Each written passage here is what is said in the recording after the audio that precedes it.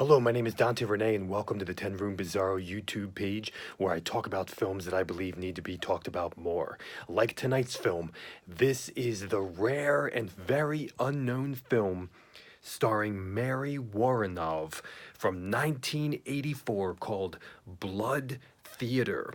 This is also known as Movie House Massacre, and it says here on the front, the show's over. This is put out by Retro Media DVD. This is a bare bones DVD here from Retro Media. This is the back of the DVD.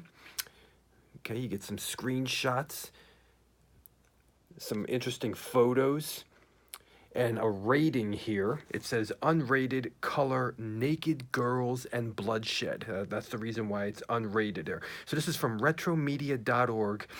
And Retro Media is a distributor of many films and many low-budget horror film type films, and some of which I've already looked at on this YouTube page. Blood Theater, also known as Movie House Massacre. This is an extremely rare and unknown film. This is a film that's definitely not being talked about, and that's Mary Woronov there on the cover of this right here. Blood Theater, aka Movie House Massacre, is such an interesting snapshot of movie theater culture, and it's also such a unique cinematic experience. Now, the director of this film is Rick Sloane, who did Vice Academy and Hobgoblins. So that should give you a little bit of a world that this movie might exist in.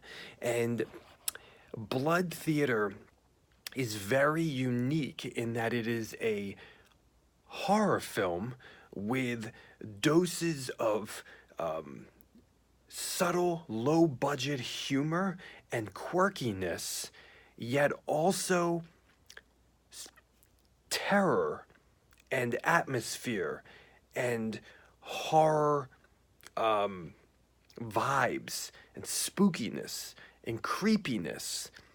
So you mix all of those things together with a healthy dose of low-budget 80s. And this is really, really something special here, okay?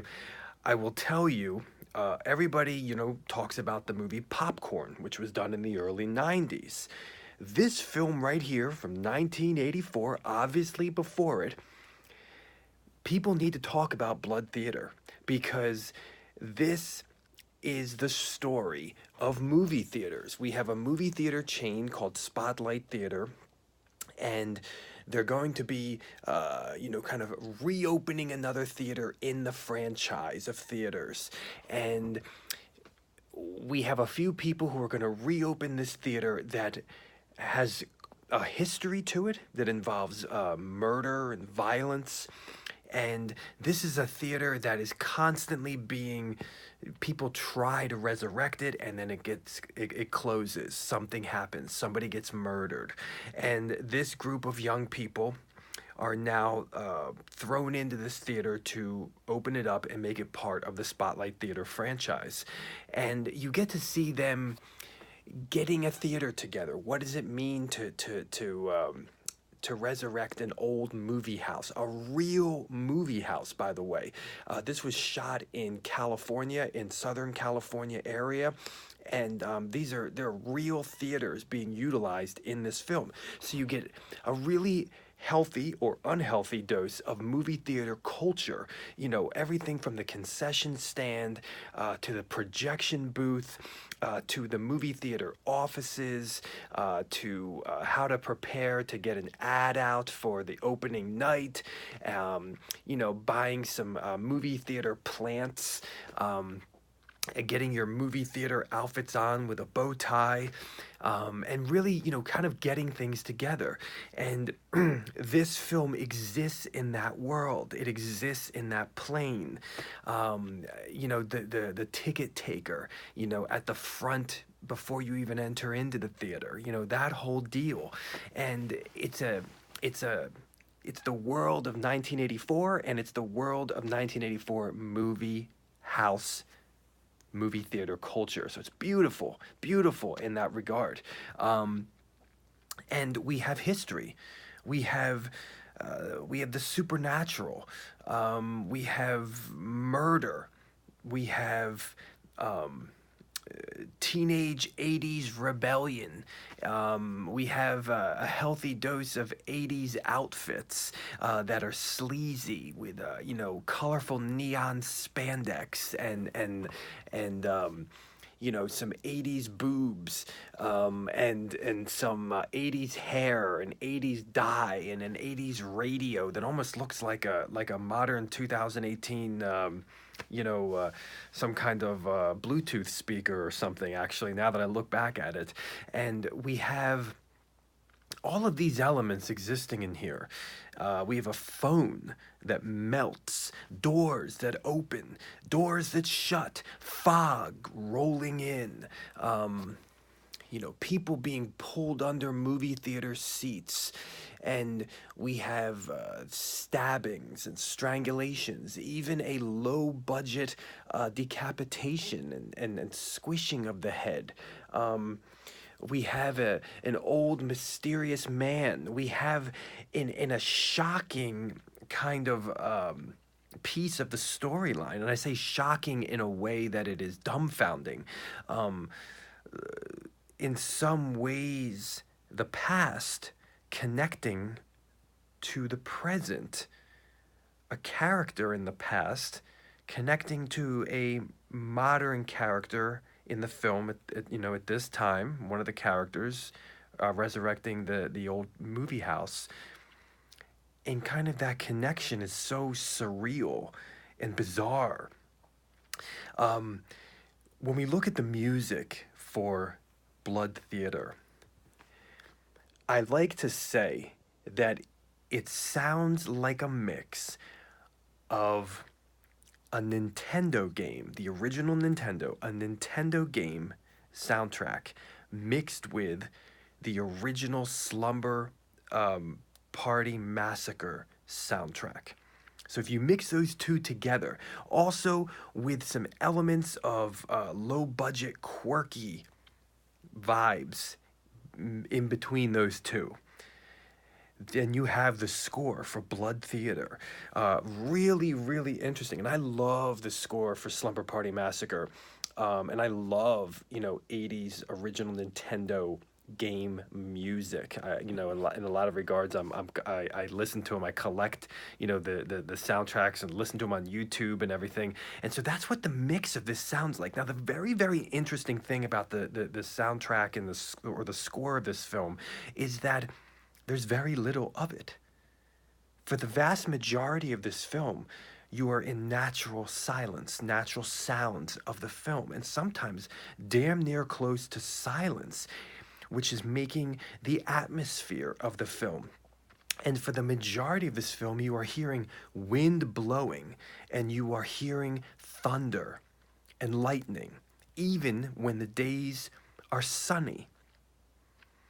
And you have this very, very thick, spooky, creepy atmosphere pervading Blood Theater, with the sound of wind blowing, even when you're indoors, the sound of thunder and lightning, even when it's not raining outside and you're indoors again.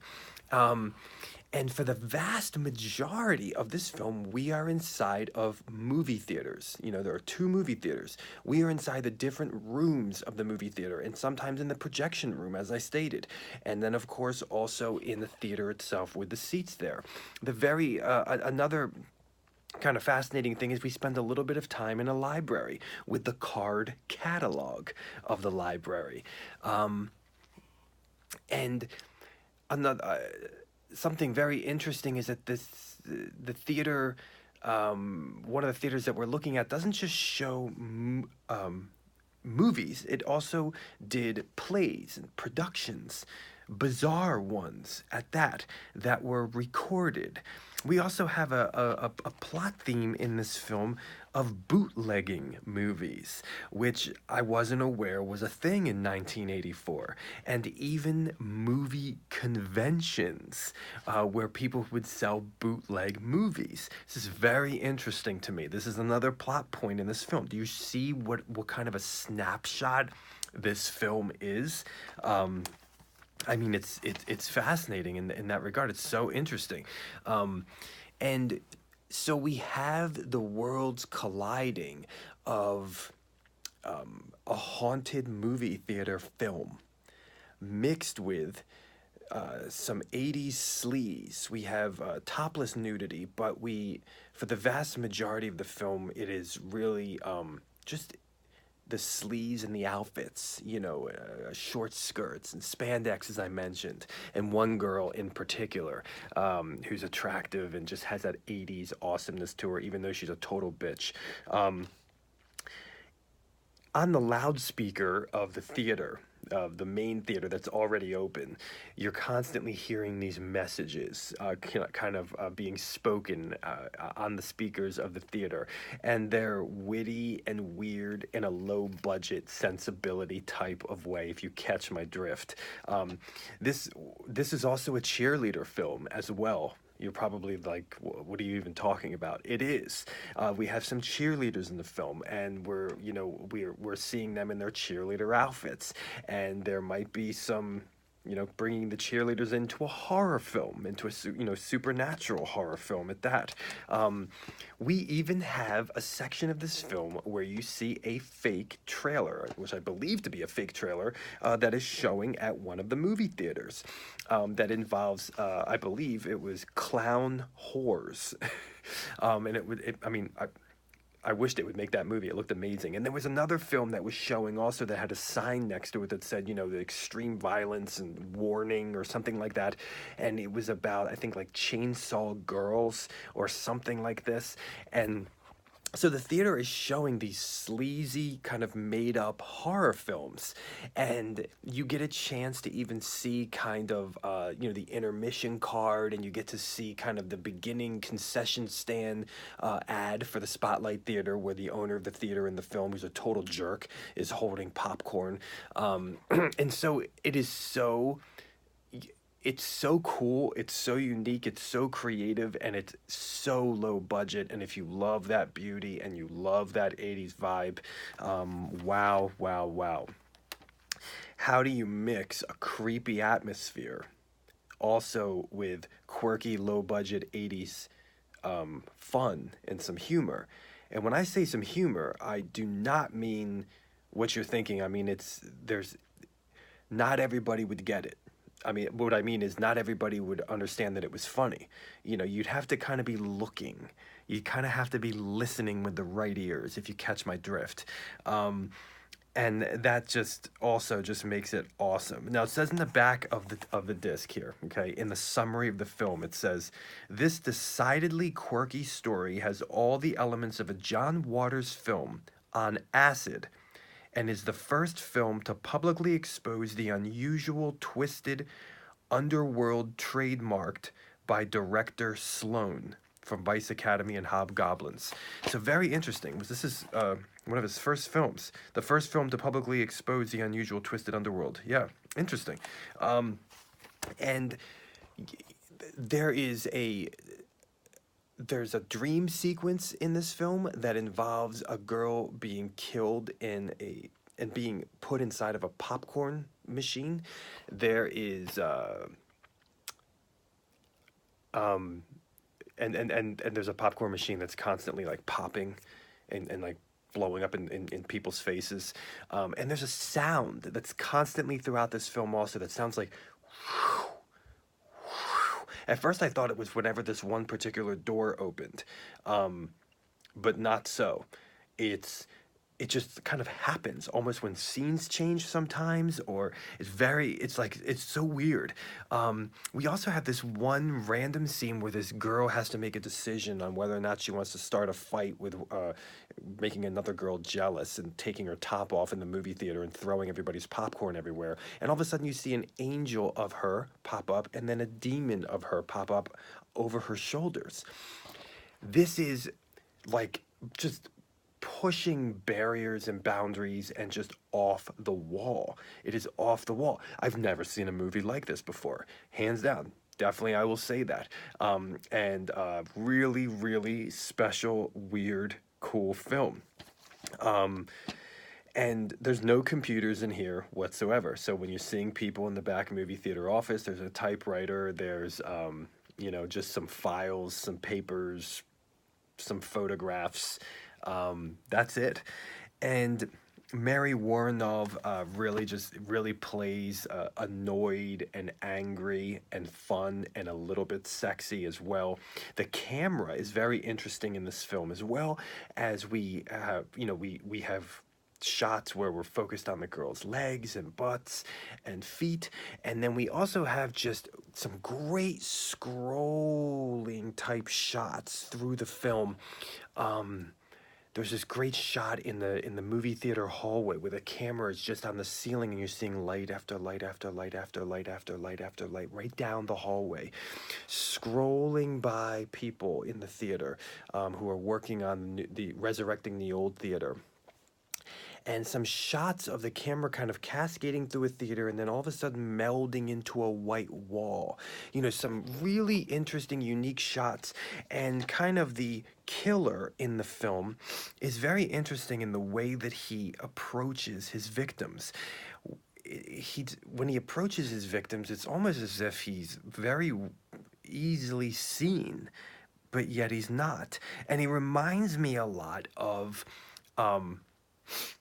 you know, kind of one of the ghosts in the original Carnival of Souls, in a way. I kind of got that vibe a little bit from him.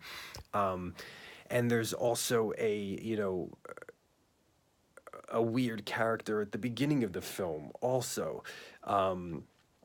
So here is Blood Theater. 1984, also known as Movie House Massacre, a snapshot, a true snapshot, and it's wild, and the movie price for tickets is $5 for adults, $3.50 for kids. And I want to say something else here, folks. One of the characters in the film says a line that is just perfect.